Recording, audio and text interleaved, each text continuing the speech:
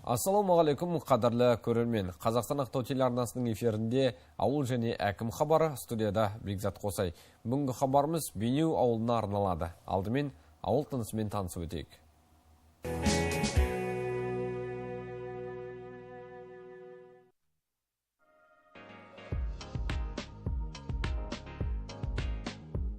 Бейнеу ауылы облыс орталығы Ақтау қаласынан 430 шақырым қашықтықта орналасқан. Селоның жалпы аумағы 50 мың гектар. Көше саны 153, тұрғын үй саны 55, пәтер саны 1310, аула саны 8830, халық саны 50065. Бейнеу ауылында 12 орта мектеп, оған қоса кешкі мектеп, өнер мектебі, аула клубы, спорт мектебі, Бейнеу политехникалық колледжі және Бейнеу гуманитарлық колледжі бар. Сонымен қатар аудандық аурухана, емхана, амбулаториялық орталық, мұражай, кітапхана халыққа қызмет көрсетеді. Селода 81 шаруа қожалығы бар.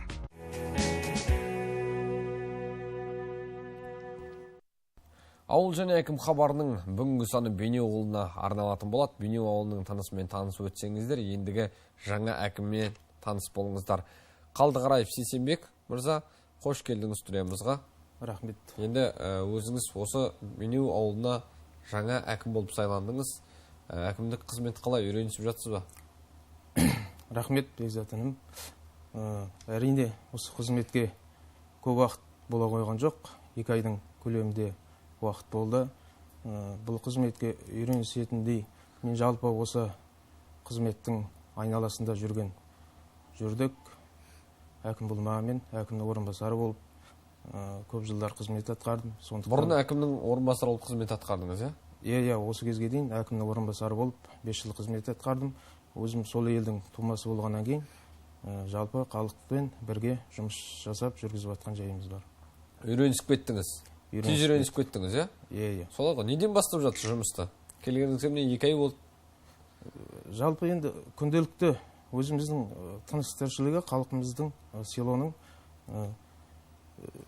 жүріп жатқан. Осы бірінші мәселе бізде күнделік тазалық жұмыстары қалыпты ұстау, сол уақытта көптеген жұмыстар жасалады. Тыныштығы елдің бейбітшілігін қадағалау, қарау дейсіз ғой, иә? Қандай да бір сұрақтар болса, соларға жауап беріп шешімін табуға тырысу. Солай ғой? Иә. Түсінікті. Енді былтыр сіздің алдыңызға дейін Жаслан мырза осында болған. Ол кісі бірнеше сұрақтарымызға жауап берген, және де алдағы жоспарларды да бірнеше тізбектеп айтқан. Сол жоспарлар орындалды ма? Енді ол кісі кеткеннен кейін сіз орынбасар болып орында қалдыңыз, ізбасар болып артынан ісін жалғастырып жатсыз. Қандай істер атқарылды, сол бойынша сізбен алдағы бірнеше сағаттар көлемінде, минуттар көлемінде тілдесетін боламыз. Енді сол сұрақтардың бірі де бірегейі су құбыры тартылып жатыр деді ауылымызға. Мінекей басталды, жүріп жатыр. Осы су құбырлары бұйырса аяқталады деді. Осы су құбырлары не болды, аяқталды ма толықтай? Ауылға су жетті ме? Иә, Бейнеу ауылы бойынша жалпы 3 кезең бойынша су тарту жұмыстары жүргізілді. Селоның қазіргі таңда 4865 үйі жеке сол тартылған су қорына толықтай қосылып, жалпы халқымыз село тұрғындарының 82% халық сумен қамтамасыз етілді. Үйіне бар ғой, қазір үйіне су ағып тұр ғой? Қазір үйінде бар, су ағып тұр, таза су. Енді қалған 18%-ын қашан толықтырады?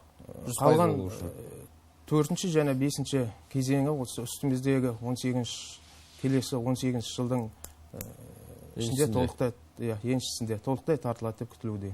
Түсінікті. Қымбатты көрермендер, хабарласыңыздар, көкейлеріңізде қандай да бір сұрақтарыңыз болса, байланыс желіміз 30-34-50, сіздердің тікелей эфирде қоңырауларыңызды күтетін боламыз. Сонымен қатар, осы 2 көшеге асфальт жол салынып жатыр деді. Қателеспесек, Есекмерген және Қилыбай көшелеріне деді. Бұл асфальт жол нестет, аяқталды ма? Аяқталса қанша шақырымға тартылды? Осы жөнінде бір ақпарат берсеңіз. Бейнеу ауылының Есекмерген және Қилыбай көшелеріне асфальт жол толықтай аяқталып, жалпы ұзындығы 5 шақырымды құрайтын жол қазір халықтың пайдалануына берілді. Сонымен қатар Меңдіқұл батыр, Ақтангерей, Аймауытов, Асау батыр, Амантұрлы батыр, Сүйебаев көшелеріне қатқыл табанды қиыршық тасты 4 көшеге ғой, 4 көшеге қиыршық тасты жол салынып, толықтай пайдалануға берілді. Қазір ел игілігіне жарап жатыр, пайдаланып жатыр. Пайдалануында. Түсінікті. Сейсенбек Сүйекбайұлы, енді осы Бейнеу ауылы бірден бір ерекшелігі 9 жолдың торабында тұрған осы темір жол жағасындағы үлкен бір ауыл, 50 мың адам тұрғыны бар. Енді осы темір жол сол бойында тұрған ауыл болғаннан кейін темір жолдың бойында сауда саттық болады, басқа болады. Жалпы осы жол бойындағы тәртіп, тазалық қаншалықты қадағалап қаралып тұрады. Енді ол әрине темір жол, Қазақстан темір жолдығына қарайды, бірақ дегенмен ауыл сіздікі ғой. Қарап тұрасыздар ма осыны? Жол бойын? Иә, ауыл 9 жолдың торабында орналасқаннан кейін жан-жақтан келіп өтетін пойызда көп, халықта көп болғаннан кейін тазалығы ұдай біздің бақылауымызда, мусор болмайды емес болады. Ол біздің қадағалауымызда күнделікті тиісті жұмыстар жасалып, тиісті орындарға шығарылып отырады. Көмек көрсетіліп жатыр, қаралып жатыр. Көмек көрсетіліп жатыр. Мысалға, осы темір жол бойына енді бір тоқталып өтейік. Осы жол бойында ел болғаннан кейін, ел қоныстанғаннан кейін енді тіршілік күнделікті күн көріс десек те болады, олда бір кәсіп десек болады. Жаңа тамақтарын пісіріп, жол бойына сатады. Осы бір тамақ сатушы жандарға жол бойында далада осындай жаңбырлы күнде судың астында бір қыста ықтап тұратын, судың астында қалмау үшін ықтап тұратын бір қандай да бір нәрселер салына ма сол? Көмек көрсетіліп? Иә, біздің вокзалымызға жалпы пойыз келгенде шықпайды емес, халық көп болғаннан кейін әртүрлі тағамдар пісіріп шығады. Ол тұрғындардың жағдайын жақсарту мақсатында сол жерге вокзалдың жанынан, перроннан арнайы бутиктер жасалып, сол тұрғындардың игілігіне беріліп, қазіргі таңда пайдаланып, қолайлы жерде тұр. Қашан берілді? Өткен жылы. Өткен жыл берілді, иә? Жақсы ма қазір жағдайы? Жақсы қазір. Адам тұруға ыңғайлы, иә? Ыңғайлы. Жақсы, бізге қоңырау шалған көрерменіміз бар, дәл қазір тілдесейік. Сәлеметсіз бе? Алло, салам. Тыңдап тұрмыз, тікелей эфирдесіз. Алло, сұрақ қояйын дедім әнімізге. Алло. Тыңдап тұрмыз, тікелей эфирдесіз. Тыңдап тұрсыз ба? Мен мына әнімізге сәттілік тілеймін. Біріншіден сәттілік тілеймін, жаңа болып жатқан әкім. Екіншіден бір сұрағым бар еді. Мына Ақтангерей көшесінің тұрғындарымыз біздер. Бұдан 4-5 жыл бұрын столбаларымызға свет орнатып еді, светті қойып кетіп еді. Көшеміз қараңғы, сол светті өткен бірер жыл бұрын қайта жинап алып кетті. Бұл қалай сонда қойып алып, кейін жинап алу көзбояушылық қажет ма, или бір қажеттілікке алып кетті ма? Жақсы сұрақ, рахмет. Расында да осы мен ауылдың жарығы туралы негізі бір қозғайын ба деп отқан өзімде. Жалпы осыдан бастап өтіңізші, мысалға көшеге жарық қондырып барады, жарық қондырады, оны кейіннен алып кетеді деген. Жоқ, бұл кісі ағамыздың сұрағы өте орынды. Ол қойып, кейін жинап алады дейтін бізде жоқ. Бұрын көшеде жол болмағаннан кейін ондай жарықтандыру жұмысы жүргізілген жоқ. Қазіргі жаңа айтып өттім, Ақтангерей Аймауытов көшесінде жол салынды. Біздің жоспарымызда бар. Қазір тиісті құжаттар жасақталуда. Мәселе ол жолда емес, мәселе бір жыл бұрынғы салынған жарықты жинап алып кеткен. Кім оны алып кеткен, не үшін алып кеткен, қайда алып кеткен?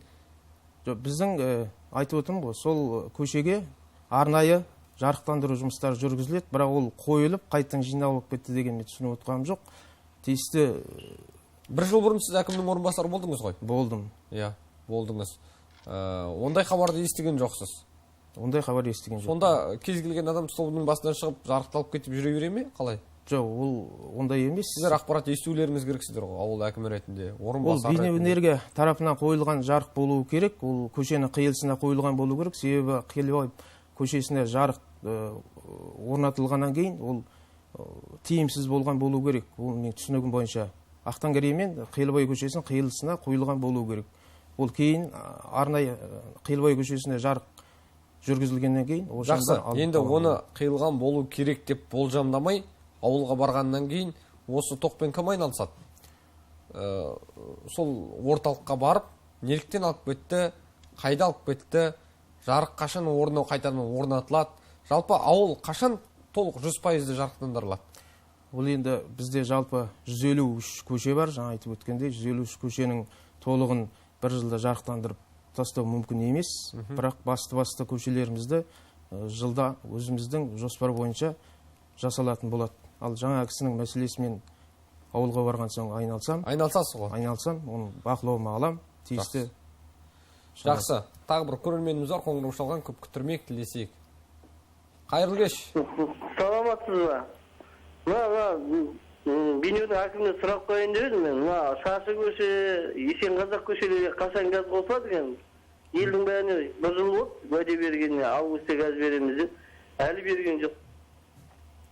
Түсінікті. Бейнеу ауылында газ жоқ үйлерде бар ма сонда әлі көшелер? Түсінікті, ол газ жоқ емес. Қазіргі таңда Атамекен жаңа сұрақ қойған кісінің айтуы бойынша Атамекендегі 9 көшеде жаңадан даму бағдарламасымен қазіргі таңда толықтай 9 көшенің газ құбыры тартылды. Әлі үйге қосу жұмыстары басталып, жұмыстар жүргізіліп жатыр. Тиісті мекеме сол көшелерде жұмыс жүргізіп жатыр. Білем, Есенқазақ көшесінде де осы құжаттарын толықтай тапсырған болса, қосу жұмыстары тегін. Қашан барады газ? Қашан? Биыл беріледі. Осы биыл болғанда осы 10 күндіктің ішінде толықтай, осы бір аптаның ішінде толықтай берілетін болады. Өзіңіз айналсасыз ғой? Айналысып, мен бақылауымда күнде барып жүрген көшелерім, ол біліп отырған жағдай. Уәде бересіз ғой? Уәде берем. Жақсы, әйтпесе күн суытып келе жатыр, газ қоспаса үйдің іші салқын болады, тамақ жеу, өмір сүру, білесіз, бұның барлығы үлкен мәселеге келіп соғатын. Яғни сіздің уәдеңізге сенейік, 10 күннен кейін өзгеріс болып үйлерден газ барады, солай ғой? Солай. Жақсы, қымбатты көрермендер, хабарласыңыздар, қоңырау шалыңыздар, 30-34-50 байланыс желіміз. Біз тікелей эфирде хабарды әрі қарай жалғастырайық. Аяқталмай қалған сөзімізді аяқтайықшы. Жалпы осы жарық тарту мәселесі ауылға, жаңа айттыңыз, енді бірнеше көше бар, бір жылда тартып тастау мүмкін емес деп. Алдағы 2018 жылы неше көшеге нақты және қай көшелерге жарық тарту жоспарда бар? 2018-де Есек Мерген, жаңа айтып өткен Меңдіқұл Батыр, Ақтангерей Аймауытов көшелеріне жарықтандыру алдыңғы қатарда жүргізілетін болады. Оны қазіргі таңда сол құжаттары жасақталып жатыр, есептеліп 18-дің жоспарына енгіземіз. 3 көшеге жарық тартылады бұйырса. Толықтай. 2018-де. Жақсы. Тағы бір көрерменіміз бар, хабарласқан, тілдесейік. Қайырлы кеш болсын. Алло, саламатсыз ба? Саламатсыз. Мына әкім мырзаға қоятын бір сауалым бар еді. Тыңдап тұрмыз. Мына шам мектептің оқушылары мына жақын жердегі тротуардан жүргенде ит көп. Балаларға жарық жоқ сосын көшеде. Енді кеш келеді, кеште таңертең ерте кетеді. Соған бір көмегін берсе екен дейміз. Жақсы. Жақсы, сұрағыңыз орынды. Ол жаңа мен түсінігім бойынша тротуар дейді ау деймін. Жоқ, мектепке бара жолда ит көп және жарық жоқ деді. Ол мәселесін ауыл болғаннан кейін иттің көп болар сөзсіз, бірақ осы итті жаңа қадағалап, байлаусыз жаңағы жүрген иттерді азайтып санын, не болмаса ит бағатын болса ауласының ішінде оқушы балаларға зияны келмейтіндей қылып, сондай бір ұстайтындай қылып бір қарау керек қой. Түсінікті, ол ит мәселесімен бізде бар. Иесіз қаңғыбас иттер аулау жұмыстары жүргізіліп жатыр. Ветсервис мекемесінің жанынан аулап, залалсыздандыру жұмыстары. Мен айналысайын, ауылға барып. Қанша ит бар ауылда жалпы? Санақ жүргізбедіңіз бе? Иттің санағы жоқ. Соңғы рет ит қашан атылды ауылда? Соңғы рет емес, әлі жұмыс жалғасып жүргізіліп жатыр. Күнделіктісің күнде? Күнделікті. Күнделіктісің қазіргі таңда осы жыл ішінде 2000-ның үстінде ит ауланып, залалсыздандырылды. Осы жылдың ішінде? Осы жылдың ішінде. Ауылда ит көп болып тұр ғой соған қарағанда, иә? Баршылық. Жақсы, онда бұйырса барғаннан кейін тағы да қарап, қадағалап, осы нақты мектепке баратын көшелерді иттен тазалап, болмаса ит бағатын болса, ауласының ішіне күзеттің құрмет үшін бағатын болса, осындай бір байлап бақса деген өтінішпен орындарсыз. Телефон бар дегендей кезекші әріптестерім хабар беріп жатыр. Тілдесейік. Саламатсыздар. Ассалаумағалейкум. Ассалаумағалейкум. Мен Қалдықарай Сейсенбекке жұмысын жаңадан бастап жатқан жаңа әкім, сол жұмысына болашақта сәттілік тілеп, жақсы қызмет, биік шыңдарда көрінуге, осы Қалдықараев Сейсенбектің құрдасымын, бір оққан ауылдасымын. Батыр, сізге енді біздің арамызда Батыр дейді, сізге үлкен сәттілік.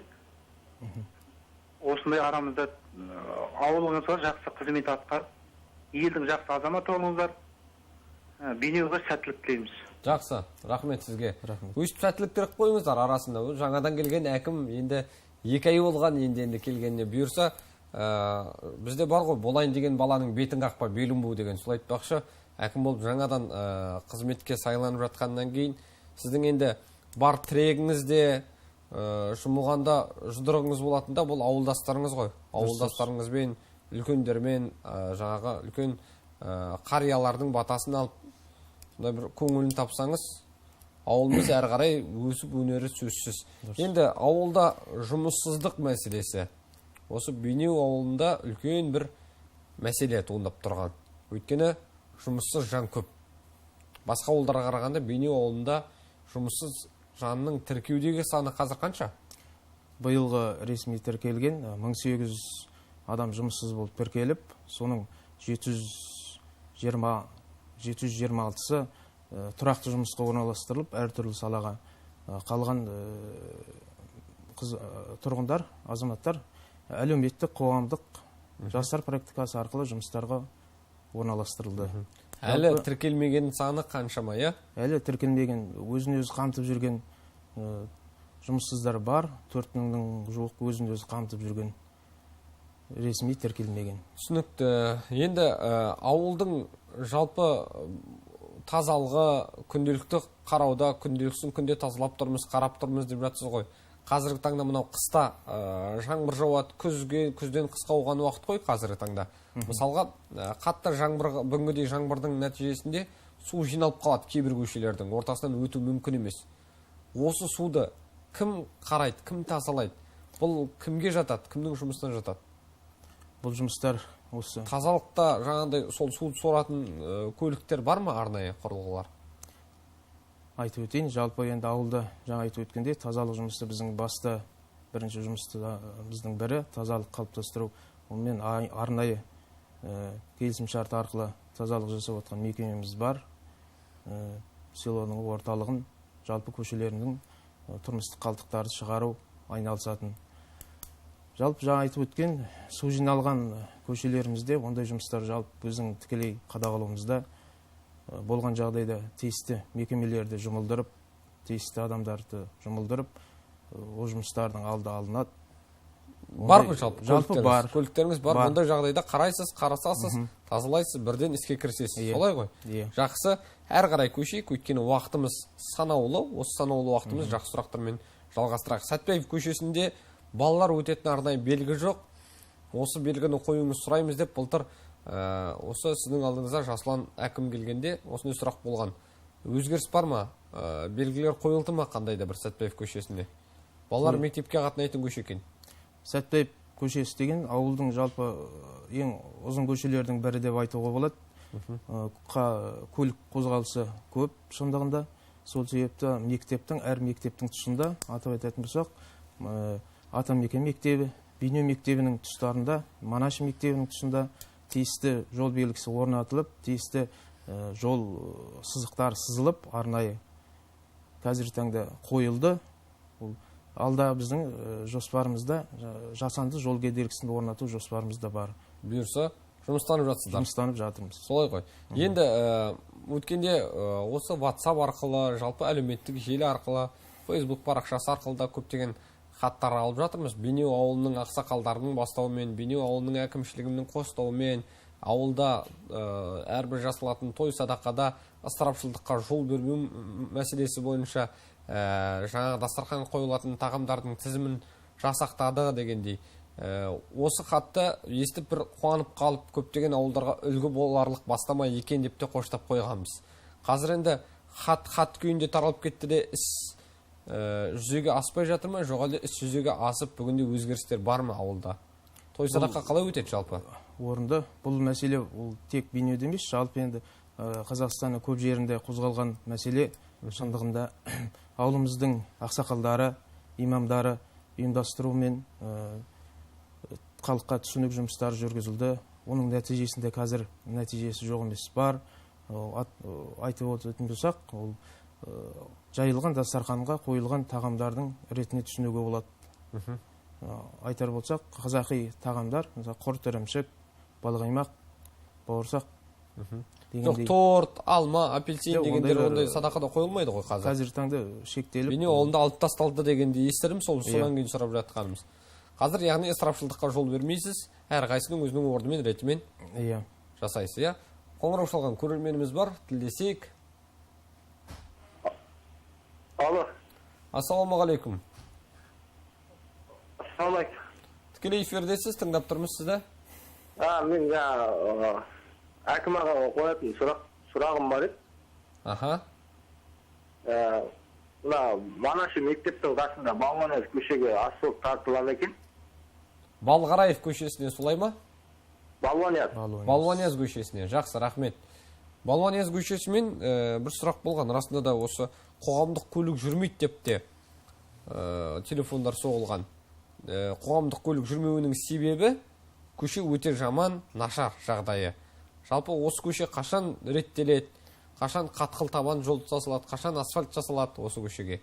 Түсінікті орынды сұрағы. Бұл кісінің Балуанияз көшесі біздің селода маршрут қоғамдық көліктің жүретін жолы. Шындығында бұрын қиындық туған кездер болды. Қазір қалыпқа келтіріліп, тегістеліп, көшесі ретке келтірілді. Қазір қоғамдық көліктің кедергісі жоқ, жүріп тұр, уақытымен жүріп тұр ғой, бірақ қазір уақытылы жүріп тұр қоғамдық көлік.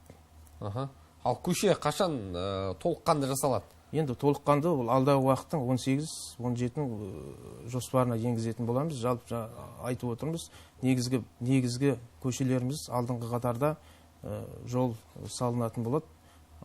Қоғамдық көлік жүретін, халықтың көп жүретін, қоғам тұрғындардың жалпы. Жалпы Балуанияз көшесіне толыққанды 2018-де қатқыл табан жол салынады ғой? Жоспарға енгізетін бар. Жоспарға енгізесіз. Соғылы асфальт жол ма, қатқыл табан жол ма? Қиыршықтас құмды жол. Әзірге қатқыл табан жолды жоспарға енгізесіз. Солай ғой? 2018 жылы. Жақсы, күтеміз. Қымбатты көрермендер, хабарласыңыздар. 30-34-50 байланыс желіміз. Көкейлеріңізде қандай да бір сұрақтарыңыз болса, мәрхабат, тікелей эфирде қызмет етеміз. Әрі қарай. Мынау енді кеше елбасымыз рухани жаңғыру деген мақаланы бастап бүкіл қазақ еліне осыны жолдау жасап жариялады. Өзіңіз азаматтық ретінде, осы Қазақстан Республикасының азаматы ретінде, әкім ретінде бір ауылдың рухани жаңғыру дегенді жалпы қалай түсінесіз? Оған қандай көзқараспен қарайсыз? Және бұл жолда қандай қызметтер атқарып жатсыз? Рухани жаңғыру деген жалпы ұлттық идеологияны қалыптастыру болып табылады. Ол жаңғырудың 4 кіші бағыты бар. Білім, тәрбие, атамекен, рухани қазына, ақпарат толқыны. Яғни рухани қазына дегеніміз бұл ата-бабадан қалған ескі салт дәстүрлерімізді жаңғырту, жастарға санасына үйрету. Жалпы осы бағытта. Осы бойынша, рухани жаңғыру бойынша сіз қандай қызметтер атқарып жатсыз? Рухани жаңғыру бойынша біздерде қорымдарға жөндеу жұмыстары, жеңіл жөндеу, тазалық жұмыстары, жастармен осы ұйымдастыру атқарып жатырмыз. Тағы да алда уақытта атқарасыз? Ол жалпы атқарылып, ұдайы жұмыстар жүргізілетін болады. Жақсы. Қоңырау шалған көрерменіміз бар екен, желіде тосып қалған, тілдесейік. Саламатсыз ба? Саламатсыз. Мына әкім мырзаға айтар алғысым бар еді. Алло. Тыңдап тұрмыз, айта беріңіз. Айналайын, әкім мырза, жас жан екенсің, мына отырған орындығың құтты болсын. Халқыңа қалаулы бол, өзің атың батырдай бол, қызмет жасай бер бауырым. Айналайын, өсіп өңгейсің. Халқыңа жақын бол, айналайын. Бақытты бол, өсіп өн жаным. Рахмет. Жақсы, рахмет апа. Сау болыңыз. Осындай аналардың әдемі тілегі кез келген жанға бір шабыт сыйлайтын сөзсіз, солай емес пе? Рахмет. Жалпы енді сіздің есіміңіз Сейсенбек. Бірақ енді көріп отырмын, бір емес, екінші көрерменіміз Батыр дейді. Не себептен Батыр дейді сізге? Енді қазақта енді бар ғой енді. Үйде бір бөлек аталып кетеді. сонымен қатарымыздың алдында арасында жүрген солай аталып кеткен. Енді жалпы енді документальный Сейсенбек менің атым. Жалпы батыр дейді. Иә. Қандай батырлығыңыз бар деп жатқаным ғой? Енді батырлығымыз деген. Батырлығыңыз елді бастап ел жақсылыққа шақыру, солай ма? Алдағы уақытта. Жақсы. Сондай бір жақсы ел сүйетін батыр болыңыз. Халық батыр деп атаса, ол тегіннен тегін емес шығар. Кез келген адамды да батыр деп атай бермейді ғой. Жалпы айтыңызшы енді, елін сүйген адам қандай болу керек? Елін сүйген адам, мен түсінігімде, еліне, халқына адал қызмет ету, шынайы деп түсінем. Адал қызмет ету, шынайы. Және патриотизм, отанға деген, елге деген, Қазақстан халқына деген шынайылық. Шынайы еңбек ету керек па, елін сүйген адам? Иә. Жақсы. Енді уақытымыз өте аз деп ескертіп те жатыр. Сол себептен алдағы уақыттағы жоспарларыңызды бір тізбектеп айтып өтсеңіз. Осы алда әкім болғаныңызға мінекей 2 айдың уақыты болды. Алдағы уақытта қандай жоспарларыңыз бар, қандай мәселелер бар көтеретін, осының барлығын айтып өтсеңіз. Алдағы уақытта жалпы жоспар бойынша жасалатын жұмыстар өте көп. Атап айтатын болсақ, осы Бейнеу ауылының Атамекен ауылында спорттық кешен салу, балабақша салу, жаңағы айтқан жолдарды қалпына келтіру, жолды қалпына келтіріп, жарықтар орнату, жарық шамдар. Көптеген көшелерге жоспарымыз бар. Біздің тротуар жаяу жүргінші жолдарын салу, қиындық тумас үшін тұрғындардың жүріп тұруына.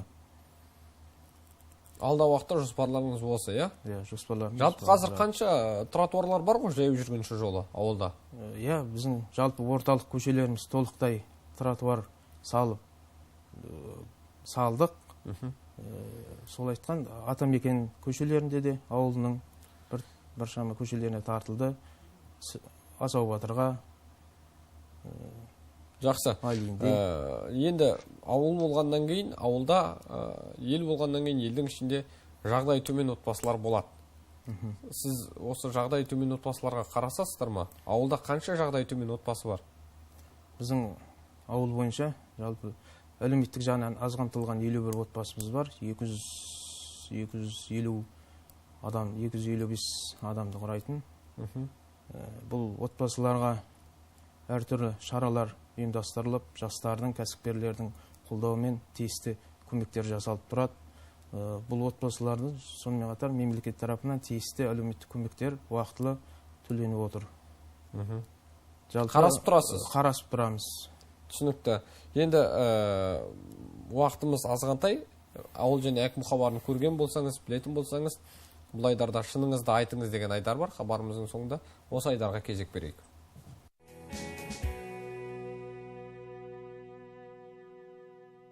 Бұл айдарда әкім мырзаға тосыннан 10 сұрақ қойылатын болады. Осы 10 сұраққа иә немесе жоқ деп жауап беруіңізді сұраймыз. Дайынсыз ба? Дайын. Дайын болсаңыз бастайық.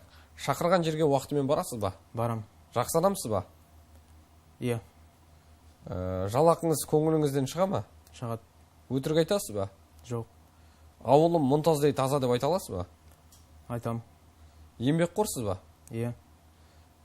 Соңғы рет оқыған кітабыңыз есіңізде ме? Қазір иә немесе жоқ? Жоқ. Так, ұзақ жыл әкім боламын деп ойлайсыз ба? Иә. Сұрақтарымыздың бәріне шынайы жауап бердіңіз бе? Иә. Рахмет сізге, Сейсенбек Сүйікбайұлы. Ауыл тұрғындарына, жерлестеріңізге айтар сөзіңіз, тілегіңіз болса, сөз кезегі өзіңізде. Рахмет. Мен жалпы ауыл тұрғындарына айтарым, болашақта қызметке келгеннен кейін осы тұрғындармен бірігіп қызмет атқарамыз деп ойлаймын. Сол ел үшін жасалатын, халық үшін, ауыл үшін жасалатын жұмыстарға бірігіп атсалысайық деген біледі. Рахмет, отбасыларына амандық тілеймін, дендеріне саулық. Енді сізге соңғы рет сұрақ қойып жіберейін. Өмірде кімді үлгі тұтасыз? Өмірде отбасымда жалпы ағалық тілегін айтып отыратын ағаларымды, қызметте басшыларымды, өзінің бағыт бағдарын сілтей отыратын үлгі тұтам, Осындай жандардан үлгі аласыз. үлгі алам. Сол үлгінің арқасында алға қарай ұмтылып келесіз, солай ма? Иә. Жақсы, үлгі алатын азаматтарыңыз аман болсын. Өзіңізге де амандық тілеймін. Қымбатты көрермендер, ауыл және әкім хабарының бүгінгі сәні осымен аяқталды. Келесі эфирде көріскенше аман сау болыңыздар.